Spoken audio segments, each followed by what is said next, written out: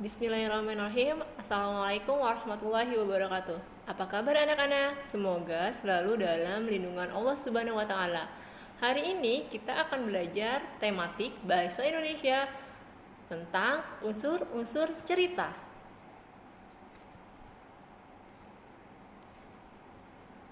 Unsur-unsur yang terdapat di dalam cerita. Yang pertama adalah tokoh.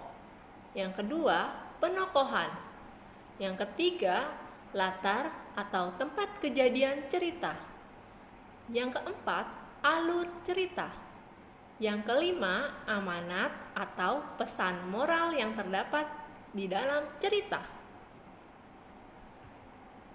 Apa sih tokoh itu? Tokoh pelaku dalam cerita. Berdasarkan perannya, tokoh dibedakan menjadi dua, yaitu tokoh utama dan tokoh tambahan. Tokoh utama adalah tokoh yang memiliki peran penting dalam suatu cerita. Tokoh ini sering muncul, sering dibicarakan, dan tercantum dalam cerita. Tokoh tambahan adalah tokoh yang tidak memiliki peranan penting dalam suatu cerita, karena kemunculannya hanya sebagai pelengkap cerita dan pendukung tokoh utama. Contoh, perhatikan kutipan fabel di bawah ini. Ini bercerita tentang singa si raja hutan. Kera merasa kasihan kepada singa. Kera usul kepada hewan lain untuk menengok singa. Namun mereka menolak. Mereka tidak suka kepada singa yang sombong. Tokoh dongeng di dalam cerita adalah kera dan singa. Yang kedua adalah penokohan. Penokohan ini dibagi menjadi dua. Berdasarkan perwatakannya, tokoh dibagi menjadi dua, yaitu tokoh protagonis dan tokoh antagonis. Tokoh protagonis adalah tokoh yang berwatak baik dan sebagai tokoh utama. Tokoh antagonis adalah tokoh yang berwatak jahat dan penentang dari tokoh utama. Contoh dari tokoh protagonis. Perhatikan kutipan fabel berikut ini. Si kupu-kupu akhirnya menolong si semut. Semut pun selamat. Ia berjanji tidak akan menghina semua makhluk ciptaan Allah Subhanahu wa taala. Berdasarkan dari kutipan fabel di atas, karakter, watak atau sifat dari kupu-kupu adalah penolong. Selanjutnya, contoh dari tokoh antagonis. Perhatikan kutipan fabel berikut. Dari balik tanah muncullah seekor semut. Dengan sombongnya ia berkata, "Hai kepompong, lihatlah aku. Aku berlindung dari badai kemarin, tidak seperti kau yang ada di atas tanah." Berdasarkan kutipan fabel di atas, karakter tokoh semut dalam cerita adalah sombong. Selanjutnya adalah latar atau tempat kejadian di dalam suatu cerita. Latar adalah segala keterangan dan petunjuk yang berkaitan dengan tempat dan suasana terjadinya peristiwa dalam cerita. Perhatikan kutipan fabel berikut ini. Di hutan yang rindang hidup seekor anak landak yang merasa kesepian.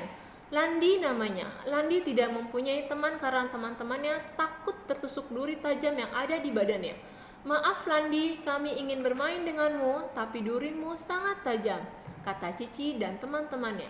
Tinggallah Landi sendirian. Berdasarkan cerita di atas, latar tempat dalam teks tersebut adalah di hutan yang rindang. Selanjutnya adalah alur cerita atau jalan cerita. Alur adalah urutan atau rangkaian peristiwa dalam cerita. Alur sendiri terdiri dari 3 jenis, yaitu alur maju, alur mundur, dan alur campuran.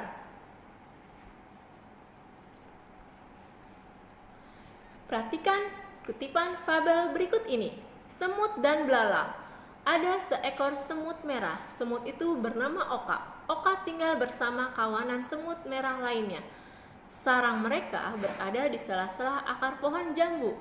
Setiap pagi mereka pergi mencari makan. Mereka pulang ke sarang di sore hari. Alur di dalam cerita termasuk ke dalam alur maju. Dan selanjutnya, amanat atau pesan moral.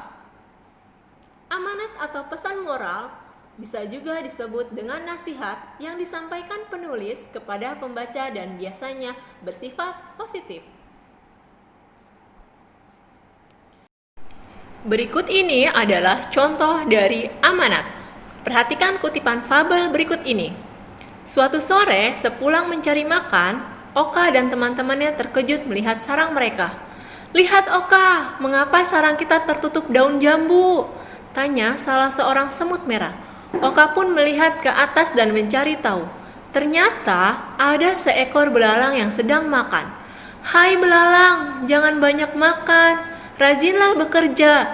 Jangan menasehatiku semut, aku tidak mau bekerja. Makananku kan banyak. Pergi sana kalian," teriak belalang dengan mulut yang penuh dengan daun. Kawanan semut pun hanya bisa menggeleng. Tiba-tiba belalang terbatuk-batuk. Belalang tersedak karena makan terburu-buru, hingga kesulitan bernafas. Ia pun terjatuh dari pohon. Oka dan teman-temannya menolong belalang sehingga bisa bernapas kembali.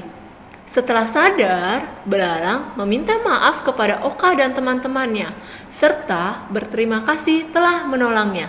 Berdasarkan cerita di atas, amanat atau nasihat dari cerita di atas adalah kita tidak boleh sombong atas apa yang kita miliki.